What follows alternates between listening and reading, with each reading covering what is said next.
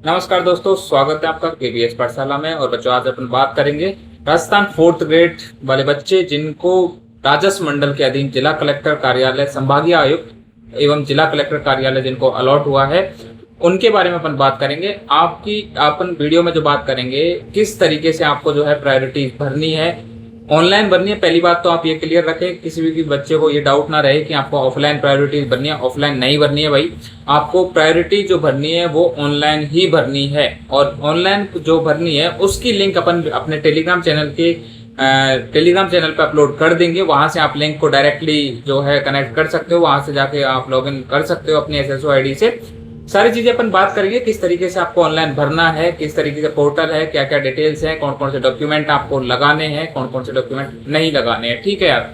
तो टोटल जो बच्चे हैं इसमें अपन बात करें 4508 नॉन टीएसपी के हैं और 581 जो बच्चे हैं वो टीएसपी के। टोटल जो है 5089 ऐसे बच्चे हैं जिनको जो है ये संभागीय आयुक्त और जिला कलेक्टर कार्यालय अलॉट हुआ है लैंड रेवेन्यू डिपार्टमेंट में।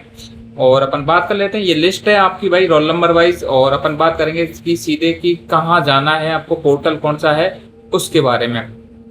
तो ये आपकी जो है पूरी इन्होंने इंस्ट्रक्शंस डाल दिए हैं अपने साइट पे और मैंने अपने टेलीग्राम चैनल पे अपलोड कर दिए हैं। वहां से इंस्ट्रक्शंस को पहले पढ़ लें और उसके बाद ही अपना जो है फिल करें प्रायोरिटी।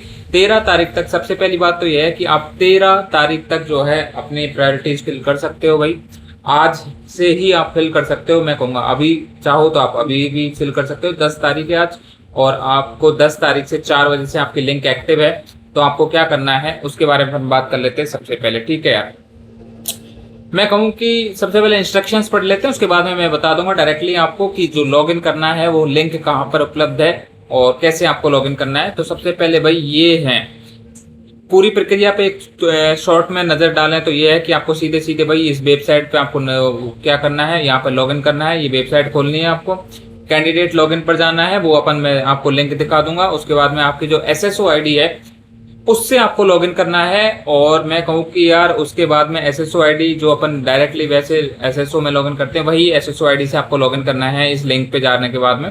उसके बाद में आप जो इंस्ट्रक्शंस लिखे हुए हैं, इंस्ट्रक्शंस में कुछ नहीं है, बेसिक बेसिक चीजें हैं कि भाई एक बार जब आप फाइनल सबमिट कर दोगे तो एडिट नहीं कर पाओगे। और आप जो बेसिक इंस्ट्रक्शंस हैं अपन बात कर लेंगे उनके बारे में, जैसे ही अपन एग्जैक्टली जहां से आपको लॉगिन करना है उन सब चीजों पे जाएंगे।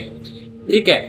निर्देश पढ़ने के बाद में आपने कंटिन्यू करना है। ऑप्शन फॉर्म में जो है आपको जो कार्यालयों की प्रायोरिटी भरनी है। ठीक है, एक ऑप्शन फॉर्म खुलेगा आपके सामने और उसमें जो है आपके जो जितने भी ऑफिस दे रखे हैं, किस कार्यालय में कितनी सीट है, कहाँ कहाँ पर सीट उपलब्ध है, वो सारी चीजें अपन ने डाल दी है अपने चैनल पर। टेलीग्राम चैनल पे आप देख सकते हो कहाँ पे वैकेंसीज अवेलेबल है, तो वो सारी चीजें आप टेलीग्राम चैनल से अपलोड देख सकते हो। उसके बाद में आपने जो और कोई इन्फॉर्मेशन आपसे मांगी जाए उसमें यस और नो में जवाब देना है कि अगर आप उसको पढ़ लें क्या क्वेश्चन पूछा जा रहा है उसमें आपको यस और नो करना है। ठीक है, एप्लीकेबल है तो यस कर देना, यस है तो यस, नो है तो नो। ठीक है, डिक्लेरेशन को आपको स्वीकार करने के बाद में डिक्लेरेशन मांगेंगे, उस पर चेक मार्क करोगे और वहां से फिर आप ओटीपी सेंड करना है आपको। सेंड ओटीपी करने के बाद में आप जब ओटीपी डालोगे उसमें तो फाइनल वेरिफिकेशन हो जाएगा। उसके बाद में जो आप फाइनल सबमिट कर सकते हो। चलो अपन बात कर लेते हैं इसके बारे में। तो भाई ये जैसे ही आप जाओगे ना तो इस तरीके से विंडो खुलेगी आपकी लॉगिन वाली। ये मैं आपको बता देता हूँ भाई, ये लैंड रेवेन्यू डिपार्टमेंट की साइट है। इस तरीके से आप जब डालोगे land revenue department Rajasthan Chrome पर डालोगे, इस तरीके से आप जो है बोर्ड ऑफ रेवेन्यू में चले जाना। जैसे कि अगर इस तरीके से खुले ना तो आपको कहाँ जाना है, आपको जाना है revenue board, revenue land revenue board में जाना है। ठीक है ना, बोर्ड ऑफ रेवेन्यू देख लीजिए आप, ये बोर्ड ऑफ रेवेन्यू वाली जो पेज है, मेन पेज है, इस पे जाना है आपको। ठीक है, इसकी अपन डायरेक्ट लिंक है जो डाल देंगे। फिर उसके बाद में आपने क्या करना है भाई, उसके बाद में आपने क्या करना है यार, ये जो दिखाई दे रहा है ना आपको, ये जो है मैंने हाईलाइट किया है, इसको देखिए आप, क्लास 4 चॉइस फिलिंग, इस पे अपन को क्लिक करना है। और इस पे आप क्लिक करोगे तो इस तरीके से आपका जो है ये इंस्ट्रक्शंस आपको खुल जाएंगे। इंस्ट्रक्शंस में अगर मैं देखूं भाई, सबसे पहली बात ये है कि जो नॉन टीएसपी वाले हैं उनको सारे के सारे प्रायोरिटीज फिल करनी है, मैंडेटरी है। अदरवाइज जो है आपका पोर्टल आगे ही नहीं बढ़ेगा, आप सबमिट नहीं कर पाओगे। 36 के 36 प्रायोरिटी नंबर 1 से लेके 36 तक भाई, प्रायोरिटी 1 से लेके 36 तक आपको प्रायोरिटीज बननी है नॉन टीएसपी वालों को। और जो टीएसपी वाले हैं उनको जो है प्रायोरिटी 1 से 5 तक जो अवेलेबल है वो प्रायोरिटीज आपको फिल करनी है भाई। ठीक है यार।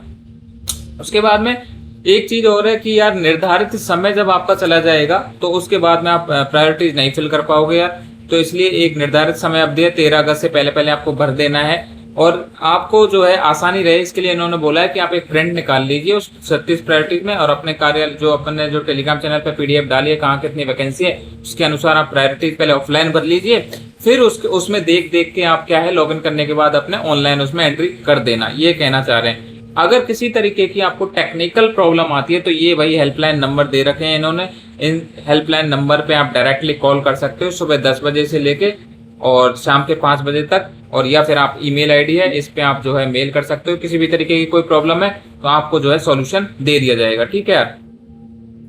अब अपन बात कर लेते हैं यार, एक सेकेंड। तो उसके बाद में आपको क्या करना है, कैंडिडेट लॉगिन पे जाना है। ये कैंडिडेट लॉगिन है, यहाँ पर आप जाओगे, यहाँ पर क्लिक करोगे, सीधे इस तरीके से आपकी जो विंडो है वो खुल जाएगी यार। ये विंडो आपकी खुल जाएगी, इसमें आपको कुछ नहीं करना है। यहाँ पर SSO ID डालनी है अपनी, यहाँ पे पासवर्ड डालना है और यहाँ पर आप जो है कैप्चा डालोगे, सीधे यहाँ पे जो है लॉगिन कर दोगे, ठीक है यार। उसके बाद में अब अपन बात कर लेते हैं मैनुअल में, ठीक है। मैनुअल में अपन बात कर लेते हैं कि यहाँ पर आपको, ये तो मैंने बता दिया, ये पहला वाला जो पेज है अपन का इस तरीके से। अब अपन बात करें लॉगिन करने के बाद में आपने क्या करना है, ये इंस्ट्रक्शंस का पेज दिखाई देगा आपको। प्रेफरेंस भरने से सबसे पहले आपको क्या है, सारे जो इंस्ट्रक्शंस है वो पढ़ लेने हैं भाई, और उसके बाद में जो है ये सारी चीजें पढ़ लेने के बाद में समय सीमा और सबमिट के बाद आप बदलाव नहीं किए जा सकने वाली शर्त को ध्यान से समझ लेना, ठीक है यार। ये वही चीज है कि आप टाइम रहते अपना जो प्रेफरेंस है वो भर ले यार। निर्देश पढ़ने के बाद में आपने क्या करना है, एक चेक बॉक्स रहेगा, उस चेक बॉक्स में यह पुष्टि आपने निर्देशों को पढ़ लिया है। वो इस तरीके से जो चेक बॉक्स आता है ना, जो चेक बॉक्स बना दिखाई देगा, उसमें आपको जो है ऐसे कर देना है चेक मार्क, और उसके बाद में आपको आगे बढ़ जाना है। आप कंटिन्यू कर दोगे और कंटिन्यू करने के बाद में आपके ये रहा आपका चेक बॉक्स भाई, ये आपका चेक बॉक्स है, इसको आपको जो है चेक मार्क करना है और उसके बाद में जो है कंटिन्यू पे दबाना है इस पे, ठीक है यार।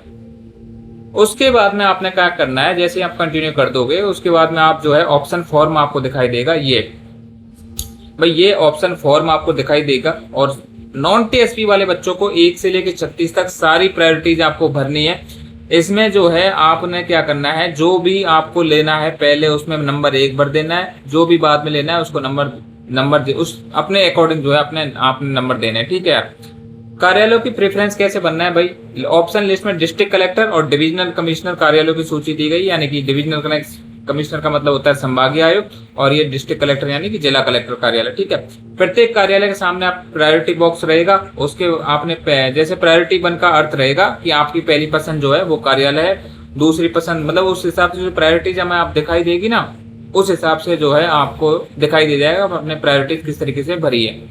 अपन बात कर लेते हैं, यदि यानी इन्होंने एग्जाम्पल भी दिया है उसका, आपने जैसे जितने भी कार्यालय होंगे उनके सामने नंबर वाइज आपको डाल देना है। जैसे इसके ये मान लीजिए आपका किसी का भाई भरतपुर नंबर 1 पे डालना है तो यहाँ नंबर 1 डाल दोगे, मान लीजिए नंबर 2 पे 12 डालना है तो 2 नंबर डाल दोगे इस चेक बॉक्स में, ऐसे 3 नंबर पे 4 और डालना है तो 3 डाल दोगे। इस तरीके से आपको जो है इसमें नंबर डालने होंगे अपने, और भाई उसके बाद में आप आगे बढ़ोगे और उसके बाद में आपसे इंफॉर्मेशन पूछी जाएगी।